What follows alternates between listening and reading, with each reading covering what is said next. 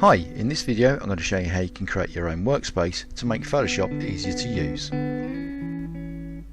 Okay then, so let's make a start. So here I am, I'm looking in Photoshop, looking at the main page of Photoshop. So if you've just installed Photoshop, this is what you would see. And to be honest with you, when I first looked at it many years ago, I was overwhelmed by everything that's here. So we've got lots of tools down here, and we've got all these different menus down here, and you can click these different tabs and you can see lots of different things, and to me it was just a bit too much. I couldn't cope with it, to be honest with you. So I decided I'd make a layout or a workspace that was useful for me, and I can get to that layout at any time just by going to Window, and under Workspace I've got this predefined workspace I call My Normal. So when I give that a click, you'll see that things change, lots of things disappear, and I've just got a couple of boxes here really. I've got this one here, and I've got the tools now you can see have changed their appearance. Where they were straight down that edge, now they're compressed a little bit.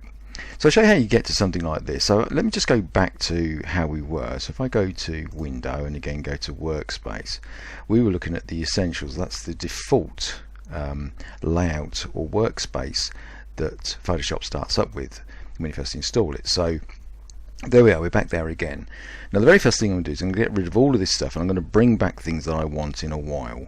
So you'll notice with all of these windows there is a little menu bar there. So if I click that and go down to the bottom, it says close tab group, and if I do that, that will get rid of a load of things there, and it's still got more things, and I'm just going to simply go through those, changing all of those and just deleting everything, or just not deleting but just closing all of those tabs.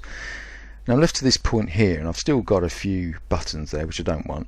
At the top here there's a double arrow, and that just shows at the moment that these are again other boxes, other menus that have been compressed to the side. So if I just open those up, you can see they've opened. If I go down and I say again just close all of these things, just making it all nice and neat. Now the reason I'm doing this is because I want to see as much of the image that I'm going to edit and change as possible.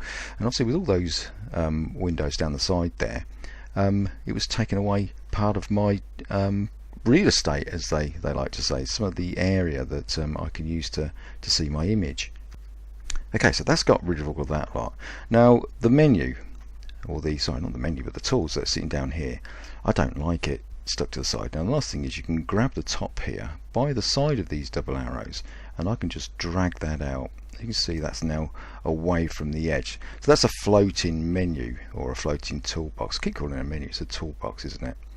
Now again I've got these double arrows, and if I click that, that now makes them go into two lines, and to me that's just easier to use.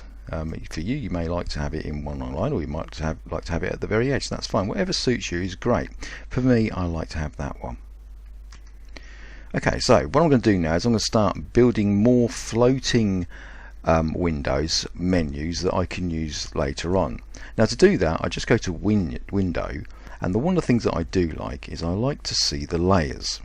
So if I go and click on layers here, you'll see that we get the layers. Now it does put it back on the edge again, but that's not a problem. We can do it, we can move it much like we did with the tools over here. So if I now just grab the top of that and put it out to one side, you see that it comes away from the edge, and I let go, and it now makes a nice little area where I've got my layers, rather than having it all down one side. Now I can change the size of that if I want to, just by going to the edge. You can see that my mouse has gone to a double arrow.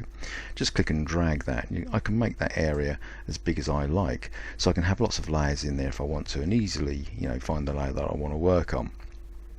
Now the other thing we got here is channels. I particularly don't like channels. If I need to use channels, it's just showing RGB, red, green and blue. If I want to see that, I can always come back to that later on and get that back out of the Windows menu. But to get rid of the channels from here, again I'm just going to click and drag that away from the layers and the paths, and you can see that it's now become a separate floating window. And if I click the menu button again, I can say close the tab group. Paths I do like, but something I like in here as well with this group of windows is history. Rather than just going undo and undo, there's only so many times you can do an undo, but with history you can go back. By default I think it's 25, but you can set that to any figure you like really, so you can go back to 50 undos in theory, but this is how I'm going to do it. I'm going to bring in history and put it into here. So I go to Window and I come down to history. There we are. Give that a click and you'll see that history again comes to the side, and once again just drag it out. And you see it goes nice and small.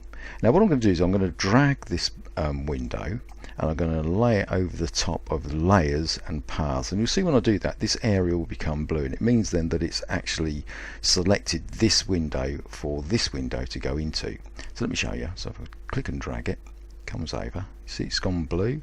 If I let go now, there we go, there is the history. Now I don't like the history on the very end, I like it right next to the layers. So what I do is I just drag history not too far. You can see that the tab itself is moving across, and now it's in between layers and paths, and I let go and there we are. So I've got layers, history and paths.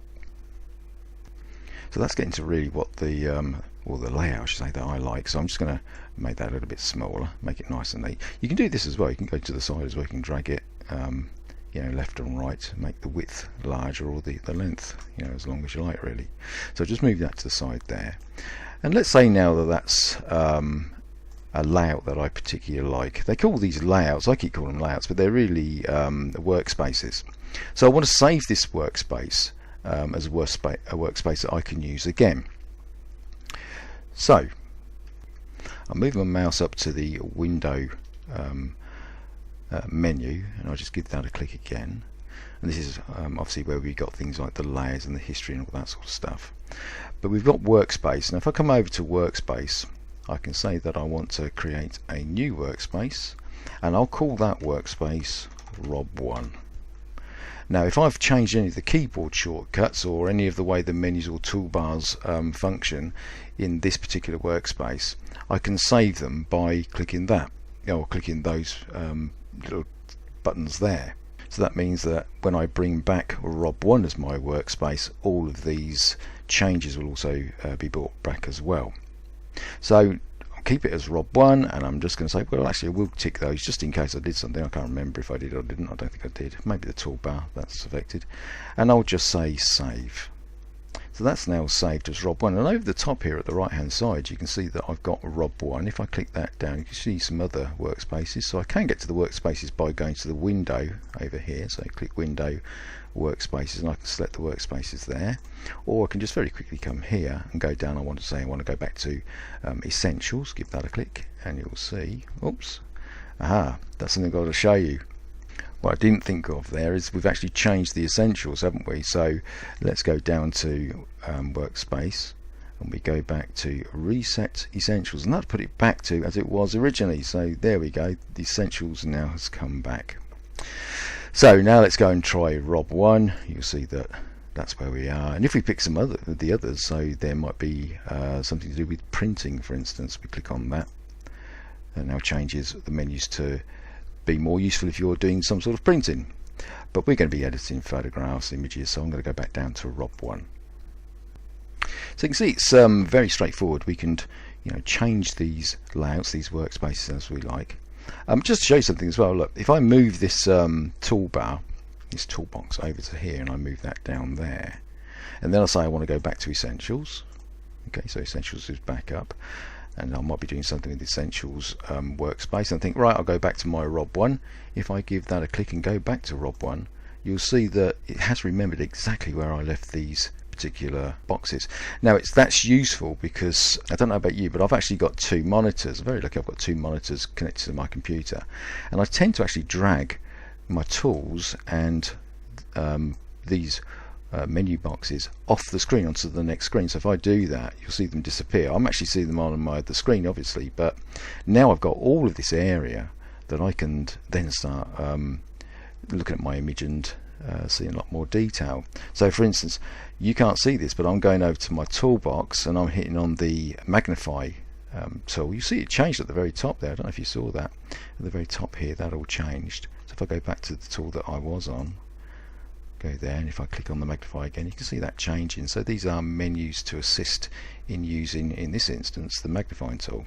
So there's the magnifying tool on the screen, and if I just click and drag, you'll see, you know, I can zoom in. So I can really zoom in. I can see all of this area around here, because now all of my desktop is being taken up by the image and not being cluttered up by my menus. If I bring them back in, you can see I'll start losing areas where I can see the image, which for me is a bit annoying. You know, for you, you might be quite happy with that, but for me, I like to see as much of the image as I can, and then use my tools off screen so I can just go in and change things as I like.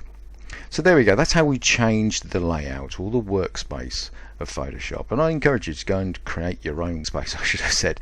Now you can at any time, any things that you change. So if I go to Essentials again and I say that I want to take this away and I want to move that to there, that is now remembering the essential settings. So if I go back to Rob 1, you'll see we go back to my normal layout, and if I go back to Essentials again, yes, this adjustments box is out here.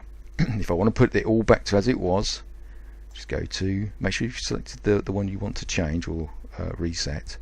Go to Essentials, I go down to Reset Essentials, and it all puts it back as normal.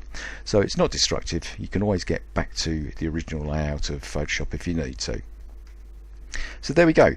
That's how I have Photoshop laid up for myself. So it might be good for you, might not be good for you, but do have a play around with it. If you enjoyed the video, please give me a thumbs up if you found it useful. If you like this sort of video, then please think about subscribing to my channel. But until next time, I'll see you and take care.